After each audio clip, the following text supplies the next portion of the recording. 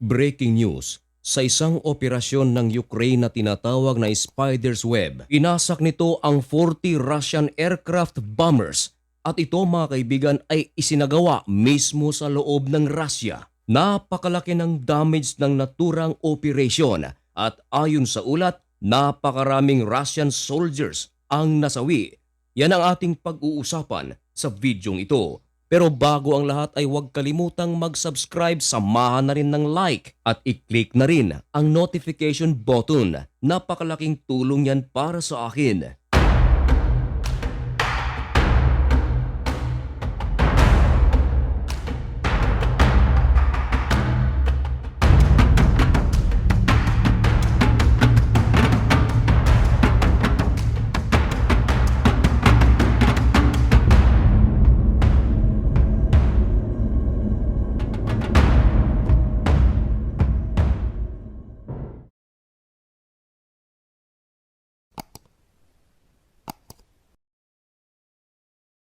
Maligayang pagbabalik mga kaibigan. Kumusta kayong lahat? Ngayon ay June 2, 2025 at isang nagbabaga at napakabagong balita ang ating ihahatid sa inyo. Ito ay tungkol sa pinakabagong ginawang pag-atake ng Ukrainian forces sa loob mismo ng Russia. Ang digmaan ng Russia at Ukraine ay umabot na sa 3 taon. Marami ng mga buhay ang nawala. Kasama na ang mga kabataan at mga kababaihan. Marami na rin sa kanilang mga lugar ang kinokontrol ng magkabilang panig. Maging ang presensya ng ibang mga bansa depende sa kung saan sila pabor ay nakikisali na rin. Marami na ang mga namagitan pero hanggang ngayon ay wala pang katapusan at tila wala pang katapusan ang gera ng dalawang bansang ito. At kahapon lamang mga kaibigan ay naiulat ang isang napakalaking strike ng Ukraine sa Russia at itinuturing ito na isa sa mga pinakamalaking pag-atake. At ito naman mga kaibigan ay itinuturing na isang malaking kawalan para sa gobyerno ng Russia. Ang pag-ataking ito ay nasa ilalim ng isang operasyon ng Ukraine na tinatawag na Spider's Web. At sa isang operation lamang mga kaibigan, 40 aircraft bombers ng Russia ang winasak ng naturang pag-atake. Ayon mismo kay Zelensky, 117 na mga drones ang kanilang ginamit sa operation na ito. At kung gaano kalaki ang damage na ito, ayon sa security service ng Ukraine, nagtala ito ng 34% ng Russia's fleet of air missiles carrier with damage estimated at $7 billion. Now, can you imagine mga kaibigan, 34%? Ibig sabihin, malapit na itong maging kalahati. Ganito kalaki ang damage na ito. Hindi nakaligtas ang mga missile carriers ng Russia. Ito nga yung bombers. Palaisipan ito ngayon sa karamihan. Sapagkat paano ito nagawa ng Ukraine na kung saan ginawa ito mismo sa loob pa ng Russia? At ito mga kaibigan ay sa mga base militar pa ng bansa. Maliban pa riyan, nakaalerto ang mga air defense system ng Russia. Pero bakit ito nalusutan ng 117 drones ng Ukraine? Now, can you imagine mga kaibigan, ang pag-ataking ito ay malapit sa FSB. Para maintindihan ng marami kung ano nga ba ang FSB, ito mga kaibigan ay isang Russian Intelligence at Security Service. Ibig sabihin, talagang napakatindi ng mga bantay rito. Unang-una, security service ito at intelligence pa. Ganito naman ang pagpapaliwanag ng Ukrainian forces mga kaibigan kung bakit hindi ito na-detect ng Russian Air Defense System. Ayon sa security service ng Ukraine, nagpuslit sila ng maraming drones at ito ay ipinasok sa loob mismo ng Russian territory.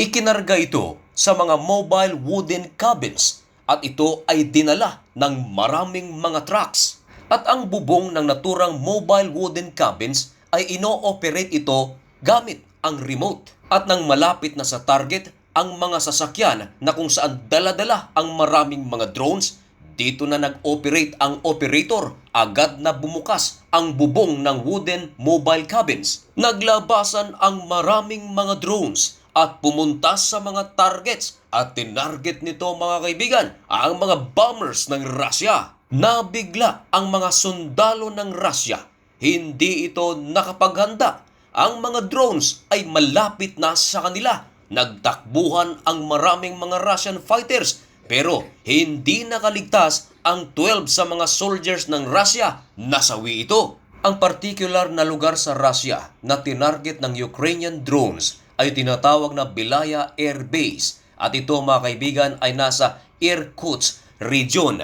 Ito ay may layo lamang na 2,500 miles mula sa Ukraine. At ito ang kauna-unahang pagkakataon na merong mga Ukrainian drones na namataan sa rehiyong ito. Ayon na rin mga kaibigan sa local governor na si Igor Kovtsev, kinumpirma nito na ang naturang drone attack ng Ukraine hindi naman daw nagbigay ng maraming pinsala sa mga sibilyan. Ayon sa Ukraine, kung bakit nila ito ginawa, ito ay isang paghihiganti sa ginawa namang drone strike ng Russia na kung saan nagpalipad ito ng 472 drones na kung saan merong mga Ukrainian soldiers ang nasawi. Pero nagsalita ang Russia. Ayon sa kanila, wala raw katotohanan na merong 12 na Russian soldiers ang nasawi sa operation ng Ukraine.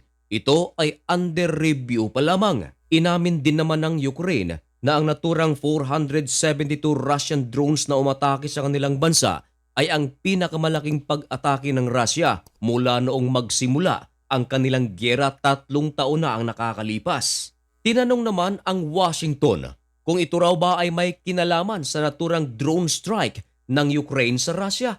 Pero hindi nagbigay ng komento rito ang White House. Meron din ibang mga officials ng Amerika ang nagsabing wala raw alam dito ang United States of America. Ayon sa pahayag ng Russian Railways na ang naturang drone attack ng Ukraine, sinira nito ang first bridge na nasa Bryansk region. Ang bridge na ito ay malapit sa Ukraine at after 1 hour mga kaibigan, isa na namang bridge ang nag-collapse dahil sa pag-ataking ito. Marami ang mga nagsasabi na sa pag-ataking ito, makakaapekto ito sa isinasagawang pag-uusap sa pagitan ng Russia at Ukraine sa Istanbul. Kasalukuyan kasing nagpadala ng mga delegado ang Ukraine, maging ang Russia, at ito ay naghaharap sa Istanbul upang pag-usapan ang kanilang ceasefire. Pero ano kaya ang magiging susunod na kapalaran ng dalawang bansang ito dahil sa matinding drone strike na isinagawa ng Ukraine? Ang mga kasagutan sa tanong na yan ay isa sa ating mga tututukan dito lang sa channel na ito. Kaya kung nais mong maging updated at gusto mo ang ganitong mga content at kung bago ka pa lang sa channel na ito, baka naman pwedeng makahingi ng kaunting pabor. Tusukin mo na ang subscribe button. Samahan na rin ng pag-press ng notification bell. At mga kaibigan, hanggang dito na lamang muna ang video ito. May God bless you and thank you so much for watching. Goodbye!